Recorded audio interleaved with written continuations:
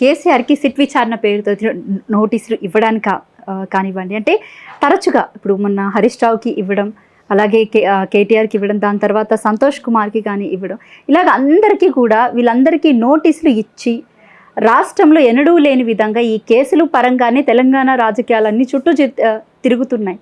ఎలా చూస్తారంటారు వీటిని? ఇవాళ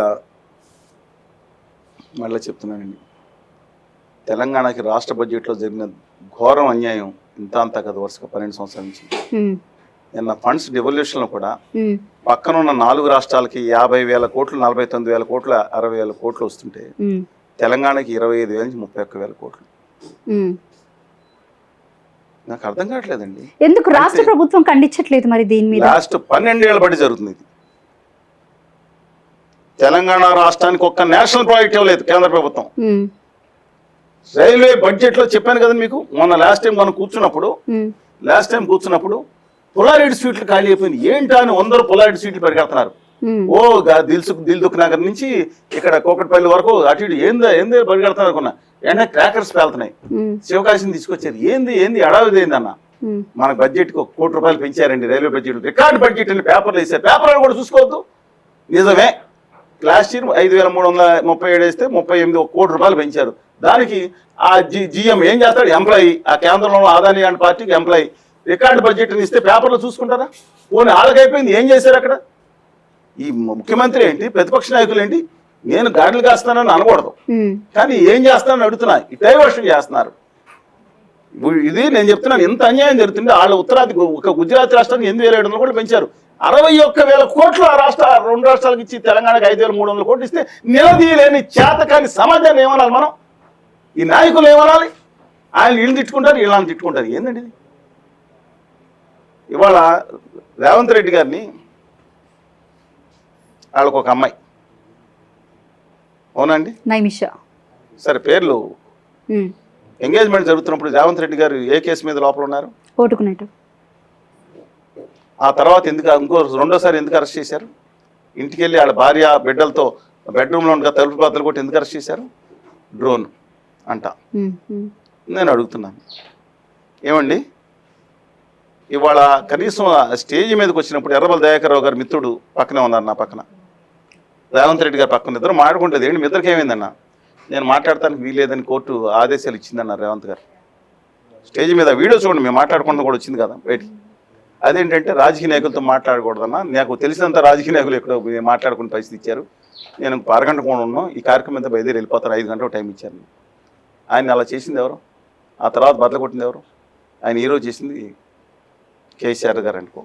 ఇవాళ కేసీఆర్ గారి కుటుంబం ఒక ఫంక్షన్ తెలంగాణలో దావత్ జరుగుతుందంటే డెఫినెట్గా మందు పార్టీ ఉంటుంది, ప్లస్ మొక్క ఉంటుంది, అంటే నాన్ వెజ్ ఉంటుంది. ఎక్సెప్ట్ బ్రాహ్మిన్స్ తప్ప, వైశ్యస్ తప్ప, మిగతా అన్ని చోట్ల పైన అన్ని సమాజాల్లో 99% కూడా ఉంటుంది. వాళ్ళు కూడా కొన్ని పెడతా ఉన్నారు. ఆ ఫంక్షన్కి వెళ్తున్నప్పుడు ఇంకా లెక్కర ఈ బాటిల్ ఉందని ఈ ప్రభుత్వం వేధించింది. ఇవాళ కేసీఆర్ గారు ఎవరు అనుకున్నా, ఎవరు కాదనుకున్నా, తెలంగాణ ఆయన కాకుండా ఇంకొక వ్యక్తి కనుకుంటే ఎట్టి పరిస్థితుల్లో తెలంగాణ వచ్చేది కాదు. No second thought in that. ఒక హింసావాదానికి వెళ్ళకుండా ఆయన మాటలో పదజాలాన్ని తీవ్రంగా వ్యతిరేకిస్తున్నారు.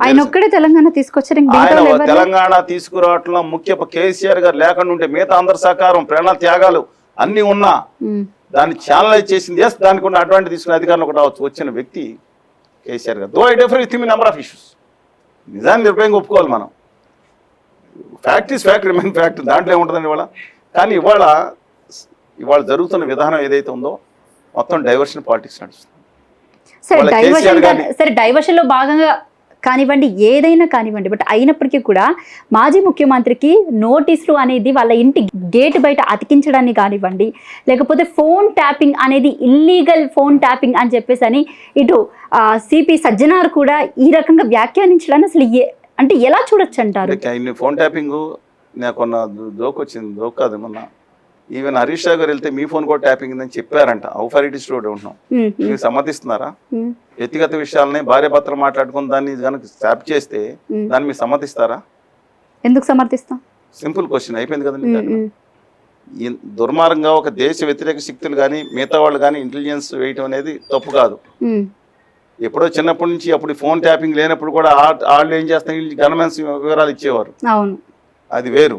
గన్మెన్సే ప్రాబ్లం. నాకు 2+2 గన్మెన్ ఉండేవారు, అదే 4 ఉండేవారు గన్మెన్స్. అది వేరే సంగతి. మీకు తెలుసు ఉద్యమం సమయంలో. Please verify.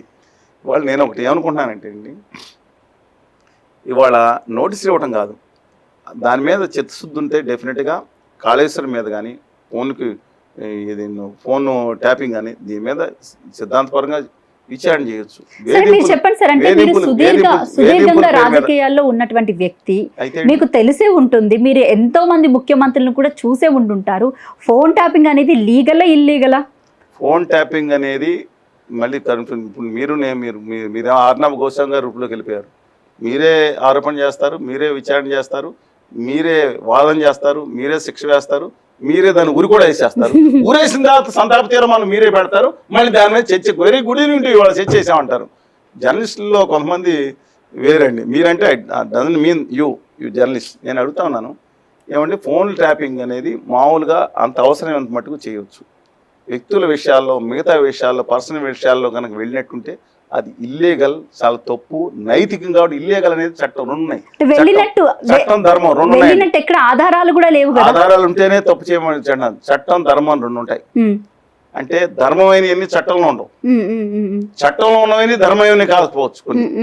కానీ ఈ 2 విధాల విషయంలో కూడా అనైతికమైంది.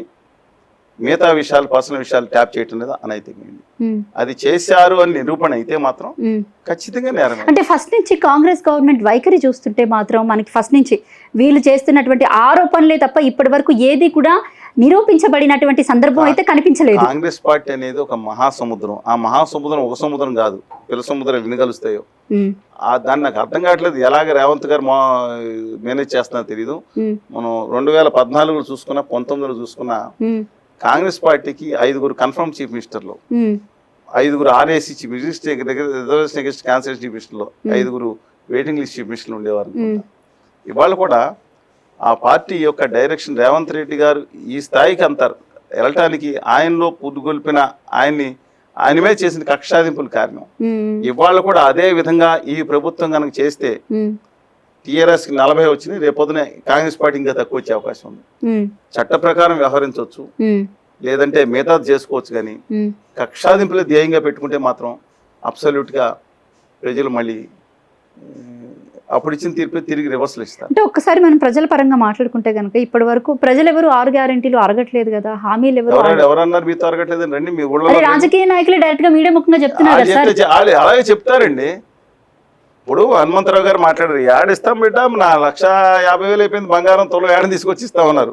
మరి హామీలు ఇచ్చినప్పుడు గాల్లో తీసుకొచ్చి అప్పుడు చెప్పమన్నారండి ఎవరన్నా? పోనీ కనీసం వివరణ ఇచ్చారు ఇవాళ వరకు? ఆయన ఏదో మాట్లాడడం చెప్తే అన్ని హామీలు సాధ్యం, గాల్లో హామీలు తీసుకొచ్చి ఇస్తా ఉంటారు, అధికారంలోకి వచ్చిన పక్కన పెడతా ఉంటారు. బట్ ఒకళ్ళు కాదు, వాళ్ళు కాదు, ఎవరైనా 2014 నుంచి 2023 9.5 సంవత్సరాలు ఉంది. ఏమయ్యా ఆంధ్రాలో ఏమవుతుంది మీకు? ఏది 2 బెడ్రూమ్ ఇల్లు ఉన్నదా? గొర్రెని తీసుకొచ్చి ఏడగట్టేసుకుంటూ ఏడపట్టుకుంటూ అన్న కేసీఆర్ గారు ఎన్ని 2 బెడ్రూమ్ ఇల్లు కట్టించారు? నేను అడుగుతున్నానండి. ఓకే, పెన్షన్ పెంపకం అప్పుడంత చేశారు, ఎన్నాళ్ళ తర్వాత చేశారు, ఇప్పుడు అసలు చేయట్లేదు కదా. లేదు, అదే పెన్షన్ నడుస్తుంది. పెన్షన్ 4,000 చేస్తామన్నారు జనవరిలో, ఇంకా చేయలేదు. ఏం జనవరి అండి, అయిపోయింది. ఇప్పుడు కాదు, జనవరి లాస్ట్ ఇయర్ డిసెంబర్లో వచ్చిన తర్వాత అప్పుడు అన్నారు, ఆ తర్వాత అన్నారు.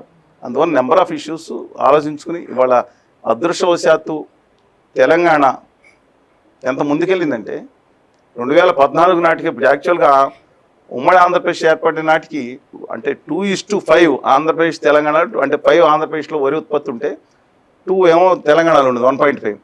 ఇవాళ రాష్ట్రం ఏర్పడే ముందు నాటికే 2013-14 కన్నా ఆంధ్రప్రదేశ్ దానికంటే తెలంగాణ ఉత్పత్తులు దాటేసింది. ఇవాళ ఎంతో తెలుసా మీకు? 16.1 ఉంటే ఆంధ్రప్రదేశ్ 7.3, సగం కంటే తక్కువ ప్రొడక్షన్. ఈ దేశంలో నెంబర్ 1 స్థానానికి ఉత్తరప్రదేశ్ అన్ని రాష్ట్రాలను కొట్టి, పశ్చిమ బెంగాల్ కొట్టి నెంబర్ 1 స్థానానికి వెళ్ళింది తెలంగాణ. ఇవాళ పర్ క్యాపిటల్ ఇన్కమ్ నా చిన్నప్పటి నుంచి కలగనేవాడిని. ఇప్పుడు ఏ గవర్నమెంట్ కానివ్వండి, ఇంతకుముందు గవర్నమెంటే అప్పటికే చేరుకుంది, ఇప్పుడు కూడా నిలబడి ఉంది. ఎప్పుడు ఆంధ్రప్రదేశ్లో పర్ క్యాపిటల్ తలసరి ఆదాయంలో ఎప్పుడు పైకి వస్తాను, దేశంలో నెంబర్ 1 స్థానానికి వెళ్ళింది తెలంగాణ. వాళ్ళ last 7-8 years. You should appreciate.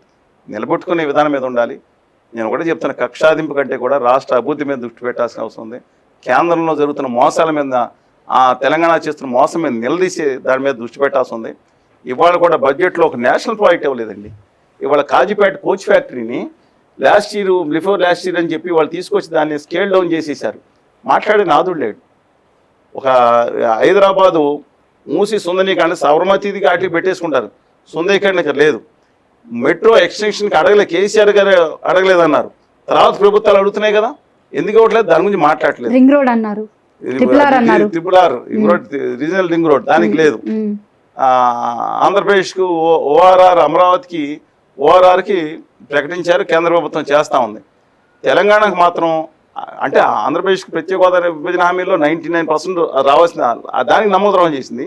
తెలంగాణకైతే నయవంచిన 11.5 సంవత్సరాల నుంచి కళ్ళార్పకుండా కేంద్రం నాదని గారు ఉత్తర భారతీయ జనతా పార్టీ చేస్తుంది. సత్యం నేను చెప్తున్నాను. ఇక్కడ ఆ పార్టీ అభిమానులు కూడా బండి సంజయ్ గారు ఫైట్ చేస్తారు, కానీ ఈ విషయంలో ఫైట్ చేయట్లేదు.